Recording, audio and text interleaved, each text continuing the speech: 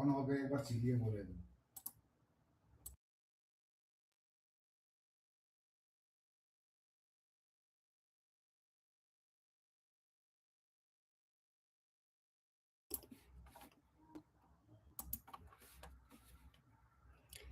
Hello, everyone. Settle in here and just give it a moment. And as we start, take a deep breath in and exhale. I can see some of you already here. So, welcome back. And if this is your first time, I'm really glad you found your way here tonight. Great. Welcome, welcome. So, before we start, just put the distraction away and actually arrive completely, fully present here. Okay? So, I want to say something that might completely change how you think about feeling. And that's the topic today. Because I think most of us have got it wrong. So, let me ask you, according to you, what is healing?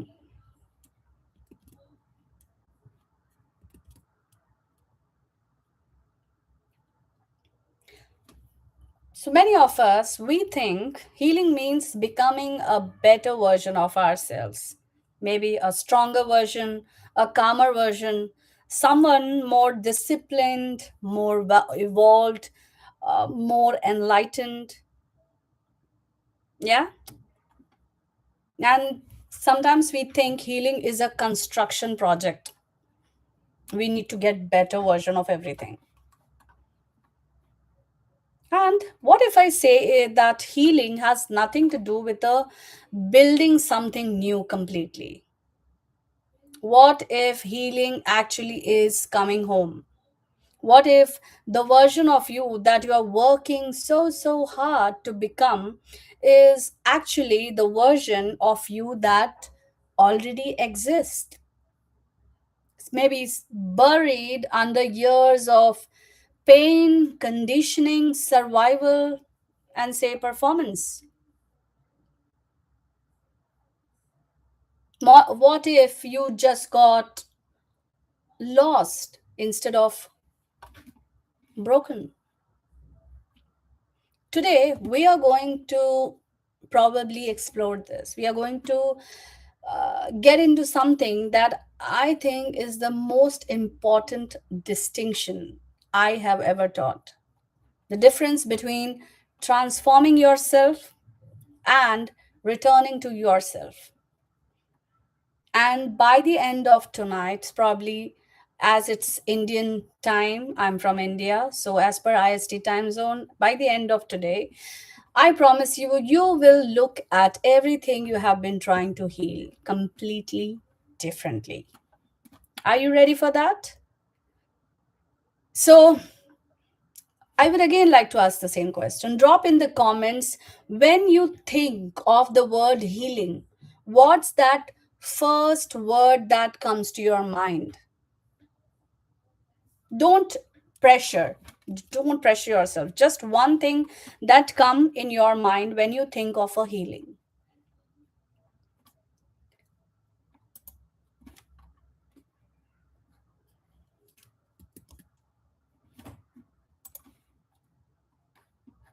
Anything that comes in your mind? Maybe calm, maybe peace, something of that sort.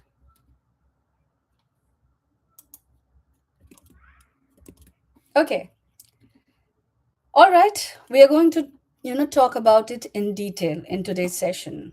And for those of you who are joining me for the first time, I'm Ishita Bakchi. I'm a life coach specializing in emotional intelligence, a counseling psychologist, a DMIT counselor, and I also work with healing practices like pranic healing, Reiki, and crystal healing. And what my work really focuses on is helping people understand the difference between managing their emotional life and actually transforming it from inside out, not by becoming someone new, however, by finally coming back to who you always were. And as we have just started our week 4, and this week is going to be different. Until now, we have been understanding emotional patterns, survival responses, emotional exhaustion, identity confusion, then nervous system dysregulation and disconnection from self. Yes. So, however, we know that awareness alone has or does not transform a life. Transformation begins when awareness becomes action. Do we agree? Do we all agree to that? Yes or yes? Okay. And that is what exactly this week 4 is all about. Not only understanding yourself emotionally, yet alongside learning how to reconnect, realign, and rebuild your life from a healthier emotional foundation. Yes, that's what we are going to do today. Mhm. And because many people today are not only stressed, however, also they are, we can say, emotionally misaligned. They are living lives that look functional externally, while internally feeling disconnected, exhausted, emotionally heavy, or say deeply unfulfilled. And this week, we begin the process of emotional realignment. So, if you have been following this series from day one, this is a week where everything starts coming together. Because, as I said, healing is not only about understanding trauma, emotions, or just patterns, it is also about learning how to emotionally reconnect with yourself in a practical, more sustainable, emotionally safe way. Yes, that's how it is. And honestly, this is the stage where many people realize they need support because self awareness can show you the wound. You will get to know what it is, why of it, and everything. And guided emotional work helps you transform it. And if you have been silently struggling with emotional exhaustion, people pleasing, anxiety, or say emotional numbness, maybe lack of clarity, or say feeling disconnected from yourself, stay till the end of the day. Because this week is designed to help you move from emotional survival to emotional alignment. So we are left with 7 days, and this week 4 is going to be about this. So let me share this topic actually reminds me of a very emotional situation or say client that I met with. This is a story about a child. So a mother brought his her 9-year-old son to discuss and to work with me, and the concern was, she stated, he had stopped drawing, something he had done obsessively since he was 4. His teachers described him as withdrawn, overly sensitive, hard to read. His parents were deeply worried. His grades were, although fine, nothing was technically wrong. However, that boy had gone quiet in a way that felt deeper than silence. That unwanted silence is often dangerous, I would say. His mother sat across from me and said, He used to be so joyful, so free. I don't know what happened. I don't know where my son went. And I, vividly remember in my first session with the kid, I didn't ask him any questions. I just put a box of drawing supplies on the table and sat quietly. Because with the kid, we definitely, the first thing we need to do is to make him feel comfortable in the surrounding. So he looked at them for a long time. He was just looking at the colors, drawing book. And then he looked at me and he said, am I allowed to draw something ugly? Something, you know, not, that great? Am I allowed? That was his question. 9 years old. And it's so surprising he is already asking permission to feel something that didn't look pretty. I said, you can draw anything at all. There are no rules here. And he drew for 40 minutes straight. Dark colors, jagged lines, something like a figure, then the corner of the page surrounded by some kind of a walls. And when he finished, I asked him, who is that in the corner? He said, that's the me nobody sees. The me nobody sees.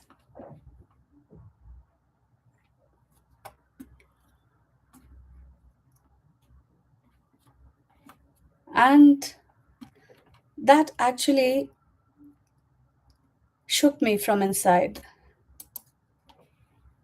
And I still remember that we almost had around 7 to 8 sessions. And post that, the boy was drawing again at home. His mother called me crying, not from worry, but from relief. She said, now I see that fun loving, joyful kid again back home. And for the first time in that 2 years, I forgot that sound. I'm so happy to hear him. So I would say nothing about that little boy's life had changed. His school was the same, his family was the same, his world was the same.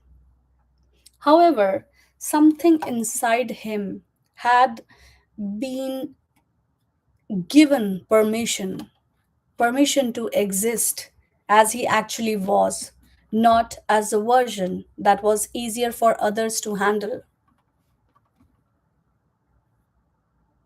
He didn't become a different child, he came back to himself. And here is what I want you to sit with. Every single one of us has that type of little boy I'm talking about inside, a part of ourselves that stopped expressing, stopped creating, stopped feeling freely because at some point it learned that it wasn't safe to do that. So that's why I said healing isn't about creating a new little boy that I'm talking about. I don't want to name him, but then healing is letting the original one come back. With this, I really want to know in the chat here, is there something you stopped doing? Maybe drawing, singing, dancing, dreaming, because somewhere along the way you decided it wasn't allowed. I would like to know. Drop it in the comments.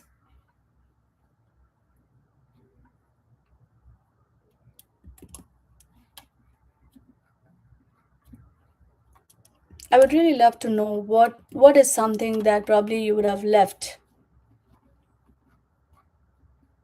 And with this, I would also like to, go into the core of this teaching, the neuroscience of returning to self. So again, we are going to start with the parts. So part one, that is the conditioned self versus the core self. And let me explain you what is actually happening neurologically when we lose ourselves. That's called neuroscience developmental psychology. So from birth to age 7, the brain operates predominantly in theta wave states, the same state as hypnosis. This means children absorb everything in their environment as absolute truth without the critical filter that develops later. Say every message received, maybe like you are too sensitive, stop crying, be good, don't be so loud, gets encoded not as an opinion but as a fact about who they are. And this is what neuroscientists and developmental psychologists call the formation of the conditioned self. And there is also one uh, explanation from Dr. Gabor Mate. He says that children naturally prioritize attachment over authenticity, meaning, if expressing their authentic emotions risk rejection, criticism, shame, or disconnection, they adapt. They become who they need to become in order to feel emotionally safe. So by the time we are 7 years old, we have already built an entire operating system on that, based on other people's reaction to us, not on who we actually are. That's the system most of us are still running at the age of 30, 40, 50, even 50 years of old. And when we talk about healing, we are not replacing this system with a better one. We are going back underneath it to find the original signal, the one that existed before the conditioning began.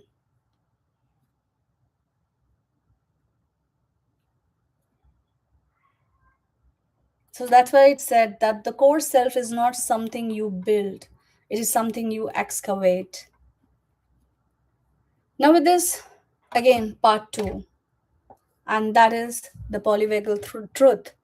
We already touched upon this in multiple, some probably one or two sessions in the earlier. But however, for those who are joining for the first time, Dr. Stephen Porges, a neuroscientist at Indiana University, developed what is called the polyvagal theory. And it changed everything about how we understand human behavior. So, this theory explains that the autonomic nervous system has three states: safe and social, that is ventral vagal; fight or flight, that is sympathetic; and the last one, that is shut down or freeze, that is dorsal vagal. So, when we experience repeated emotional unsafety, that is criticism, conditional love, emotional unpredictability, the nervous system learns to default to the lower two states. So, what we do is we stop being able to access our authentic expression because our body literally does not feel safe enough to be fully ourselves. The nervous system learned that being fully yourself was dangerous.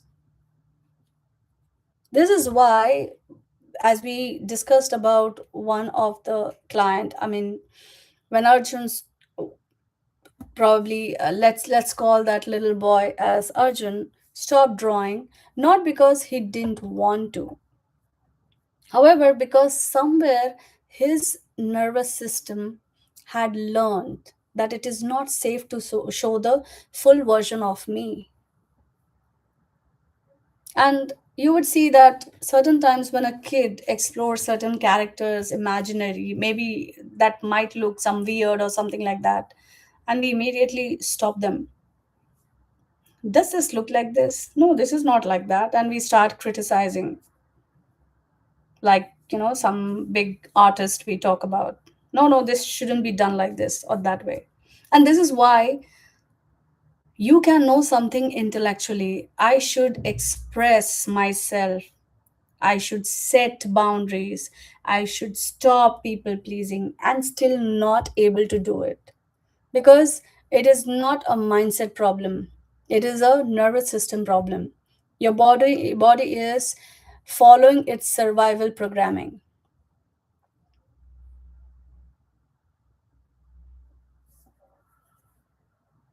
So let me tell you, you cannot think your way to yourself. This is not possible alone. You have to feel your way back, like safely, gradually, and with the right support. That's why sometimes the guided support is extremely needed. With this, part three, that is the neuroscience of the truth self returning. So, truth behind this self returning, or say real time self returning.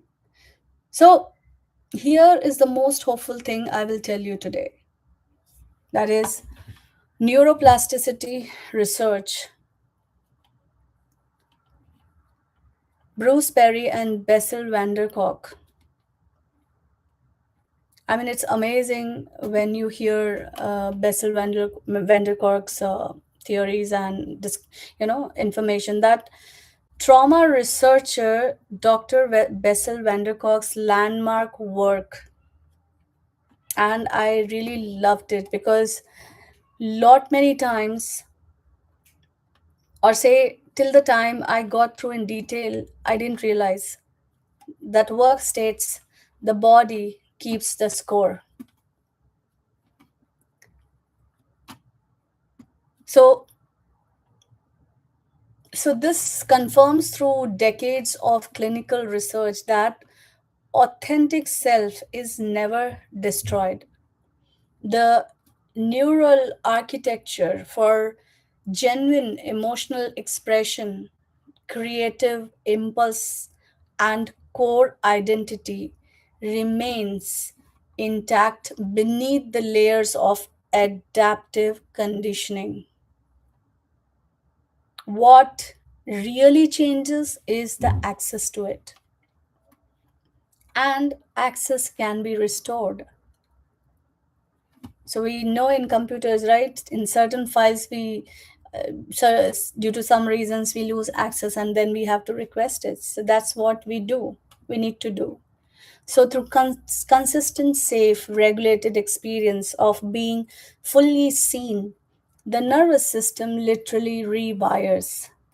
New neural pathways are built, and the body learns for the first time that it is safe to come home, return to true self.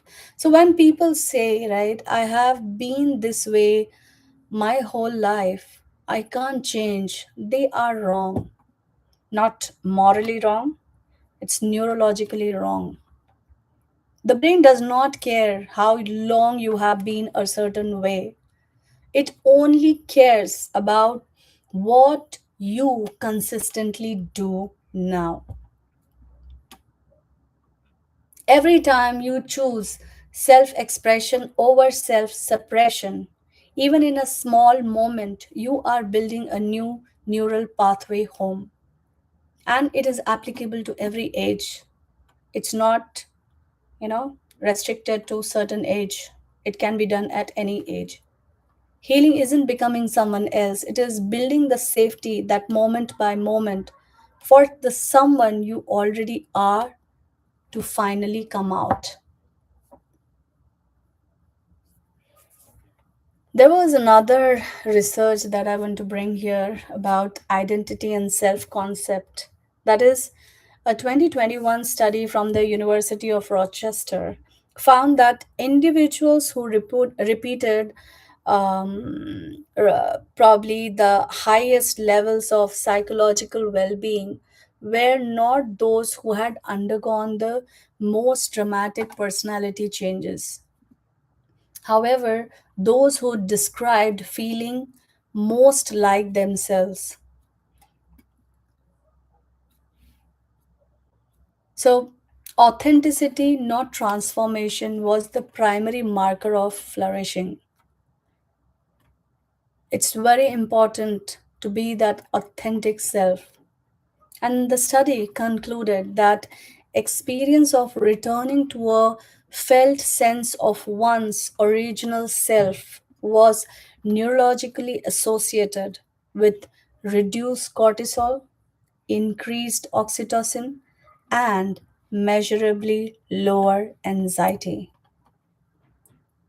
So, science is telling us what our bodies have always known. The goal was never to become someone better.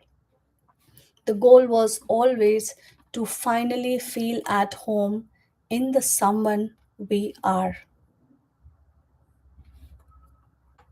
That means coming back to your original self. So, with this, let us do some practice again, some guided experience of returning to self. So, let's do that practice together. I want to give you something you can do every single morning. Again, it takes less than 5 minutes, and it is one of the most powerful thing I know to signal neurologically and emotionally that it is safe to be yourself today. Are you ready? So I call it the homecoming practice, and it has again three parts. So the part 1, that is the body anchor. Place both of your hands on the chest, that is in the center. Now close your eyes. Yes, if you're comfortable, just close your eyes. If you feel safe, you close your eyes and take three slow breaths. Not deep, just slow, steady breath. You can breathe in for 4 count and breathe out for 6. And that extended exhale activates the vagus nerve. It physically signals your nervous system that you are safe right now. There is no threat and you can come forward.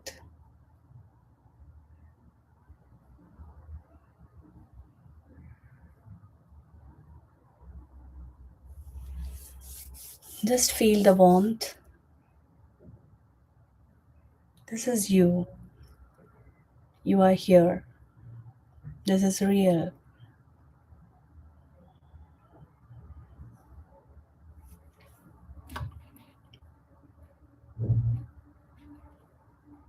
Then the part 2, the one true thing.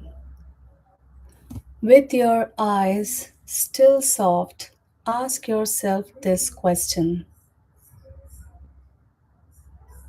and let the first answer come without editing it. What is that one true thing about you that you never let other people see? Almost never let other people see about you. This might feel uncomfortable. You no need to share. Just be true to yourself. Whatever came up, don't analyze it. Don't judge it either. Just notice that it came. That's your authentic self knocking the door.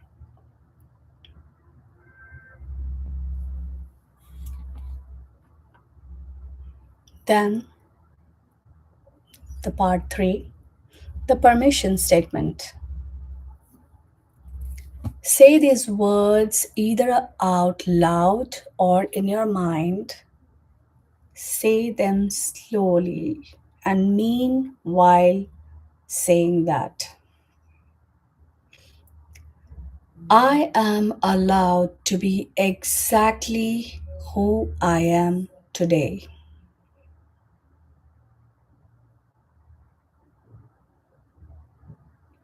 I am allowed to be exactly who I am today. I am not too much. I am not too little. I am not too much and I'm not too little.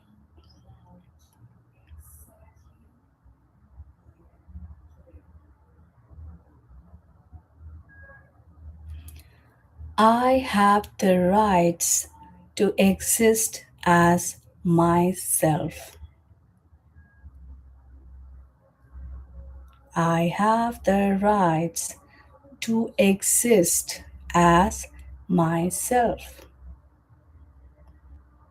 I am coming home.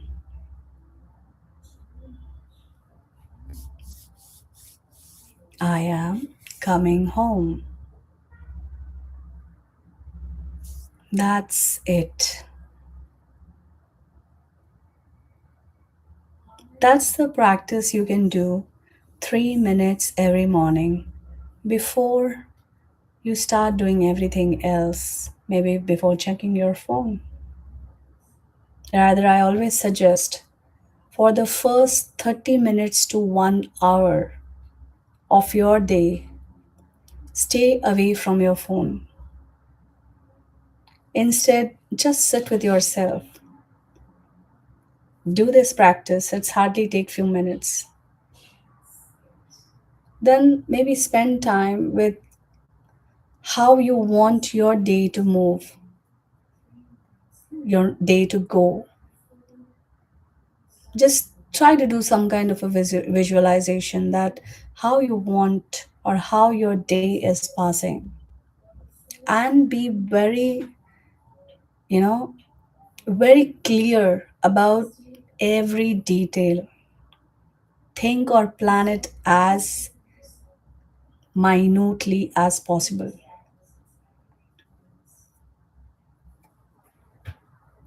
and then be ready for the day.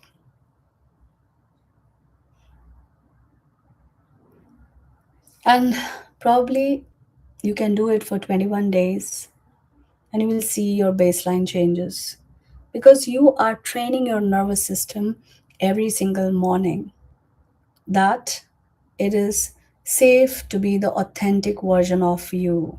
You don't have to shut down your authentic version anymore. And if you feel comfortable, just try to talk about what came up for you,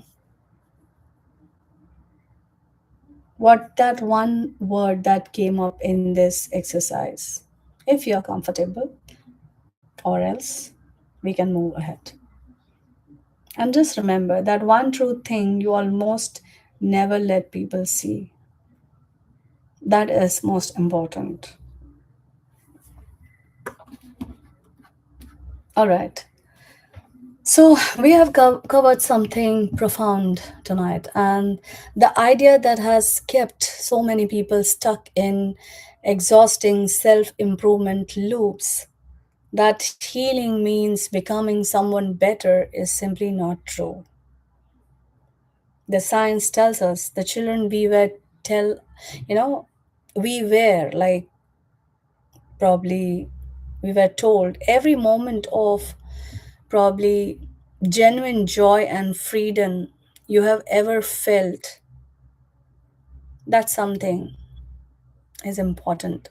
You were never, never broken. You were just lost, buried. And the work, the real work, is excavation, not construction. And here's what I want you to think about. You have been on this journey for around 22 days. Something in you has shifted. I can feel it even through the screen. However, awareness without action is just beautiful suffering. Like I said, it will start adjusting to the pain because that becomes familiar. We already know about it. And you can probably